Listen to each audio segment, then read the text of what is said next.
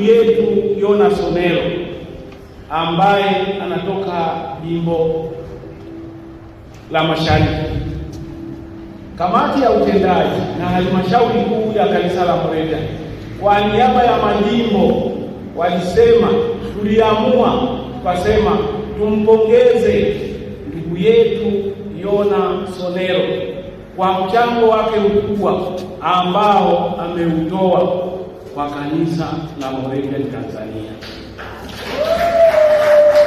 Kuna mambo mengi ambayo ameyafanya kwa vitendo,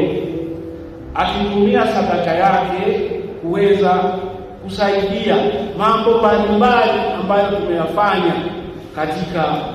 ofisi na katika shughuli zinazohusu kanisa la Moravian Tanzania. Kwa hiyo kamati ya utendaji ya kanisa la Moravian Tanzania na kibali cha halmashauri kuu iliona kutokana na mchango wake mzuri kwa kanisa, kama wenzetu wa chuo kikuu walivyoona isaidia jamii, na sisi tulikuwa sehemu ya jamii kwa kuwa tumeuona mchango wake, tukasema ni vizuri tumtie moyo kwamba sisi kanisa la Moravian Tanzania tumefurahishwa na namna anavyojitoa kwa ajili ya mambo na kwa ajili ya shughuli mbalimbali zinazohusu kanisa la Moravian.